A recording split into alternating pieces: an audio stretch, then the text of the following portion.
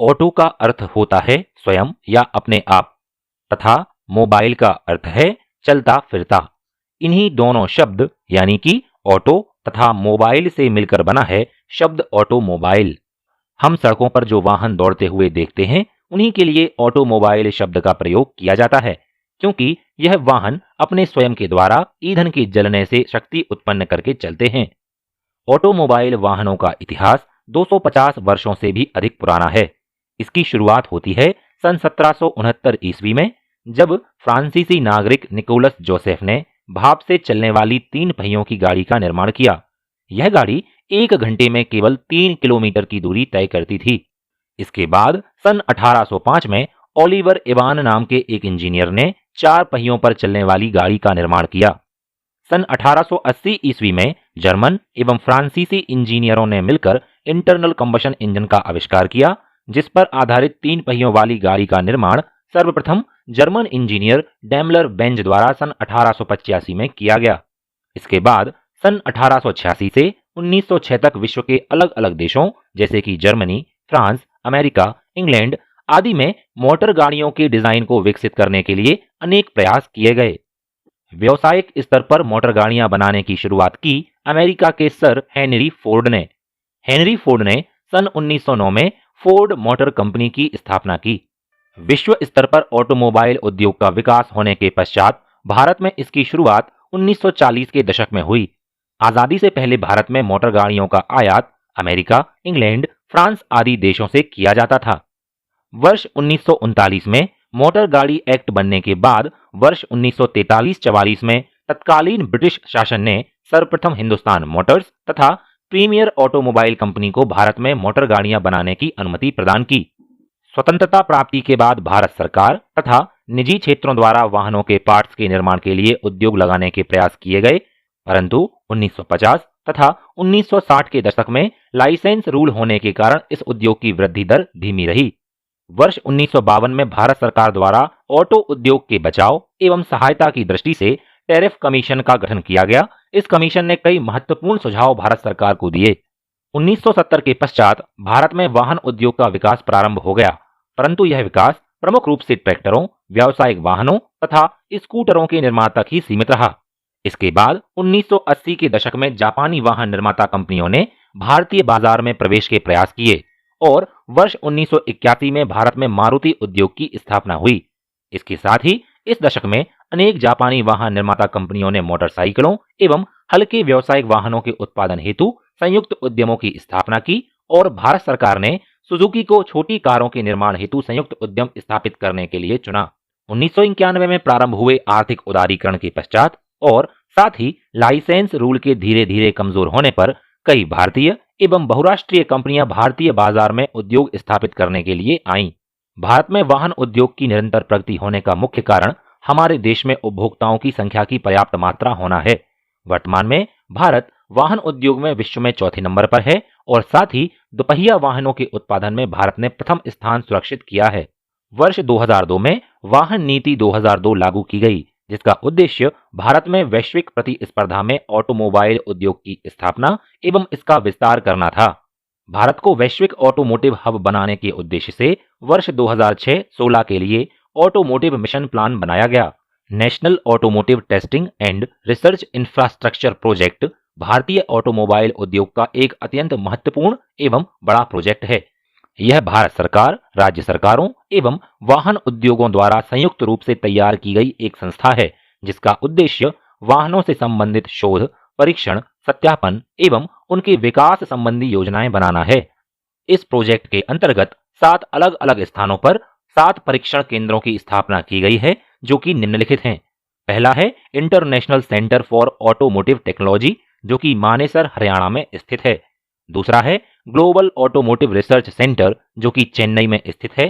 तीसरा है automotive research association of India, जो कि पुणे में स्थित है। चौथा है national centre for automotive testing, जो कि अहमदनगर, गुजरात में स्थित है। पांचवा है national centre for vehicle research and safety, जो कि रायबरेली, उत्तर प्रदेश में स्थित है। छठवा है national institute for automotive inspection, maintenance and training, जो कि सिलचर, असम में स्थित है। सातवां है नेशनल ऑटोमोटिव टेस्ट ट्रैक्स, जो कि पीथमपुर मध्य प्रदेश में स्थित है। इसके साथ ही ऑटोमोबाइल उद्योग की कुछ क्षेत्रीय संस्थाएं भी हैं, जिनका उद्देश्य वाहन संबंधी गुणवत्ता सुधार, तकनीकी विकास, वाहन उद्योग की उन्नति करना तथा इसके विषय में व्यापक जानकारी प्राप्त करना एवं प्रदान करना है। यह संस्थाएं सरकार एवं उद्योग के मध्य एक ब्रिज का कार्य करती हैं। भारत में मुख्यतः 4 ऑटोमोबाइल एसोसिएशन हैं। पहली है society of Indian automobile manufacturers. इस संस्था का प्रमुख कार्य पर्यावरण सुरक्षा, सड़क सुरक्षा जैसे विषयों में नागरिकों में जागरूकता उत्पन्न करना है। दूसरी है automotive component manufacturers association of India. यह संस्था ऑटोमोटिव उद्योग संबंधी नियमों को बनाने का कार्य करती है। तीसरी है वेस्टर्न इंडिया ऑटोमोबाइल एसोसिएशन। इस संस्था का प्रमुख उद्देश्य सड़क सुरक्षा संबंधी नई तकनीकों की खोज करना है। एवं चौथी संस्था है federation of automobile dealers association. इस संस्था के अंतर्गत ऑटोमोबाइल संबंधी समाचार पत्र, सेमिनार, प्रेस कॉन्फ्रेंस इत्यादि को आयोजित किया जाता है। भारतीय बाजार में जिन वाहन निर्माता कंपनियों ने अपना वर्चस्व कायम रखा हुआ है, आइए उनके बारे में संक्षेप में जान लेते हैं। टाटा मोटर्स, यह एक भारतीय अंतर्राष्ट्रीय कंपनी है जिसका मुख्यालय मुंबई में है। इस कंपनी के प्रमुख ब्रांड इंडिगो, सफारी, स्टार बस एवं सुमो इत्यादि हैं तथा यह कार, ट्रक, वैन, कोचेज, बस एवं मिलिट्री वाहन बनाती है। यह विश्व की 6 नंबर की सबसे बड़ी ऑटोमोबाइल निर्माता कंपनी है। पिछले कुछ वर्षों में इसने जगुआर, लैंड रोवर जैसी कंपनियों को खरीदकर अपने व्यापार का विस्तार किया है। वर्तमान समय में यह डीआरडीओ के संबंध में फ्यूचरिस्टिक इन्फेंट्री कॉम्बैट वाहन के निर्माण की दिशा में कार्यरत है। मारुति सुजुकी इंडिया, यह जापान की automobile company Suzuki motor corporation की सहायक कंपनी है, जो भारत की सर्वाधिक यात्री कार निर्माता कंपनी है। Maruti 800, esteem, Swift, omni, Ertiga, grand Vitara आदि इसके कुछ प्रमुख उत्पाद हैं। यह कंपनी लगभग 14 ब्रांड तथा 150 तरह की विभिन्न प्रकार की कारों का निर्माण करती है। महिंद्रा एंड महिंद्रा, यह भारत की प्रमुख ऑटोमोबाइल कंपनियों में से एक है, जिसका मुख्यालय भी मुंबई में है। यह भारतीय को एंग्लो मैरिएट ग्रुप का ही एक भाग है। महिंद्रा बोलेरो, स्कॉर्पियो, लीजेंड आदि इसके प्रमुख उत्पाद हैं। अशोक लीलैंड, यह कंपनी वर्ष 1948 में रघुनंदन सरन द्वारा स्थापित की गई थी। इसका मुख्यालय चेन्नई में है।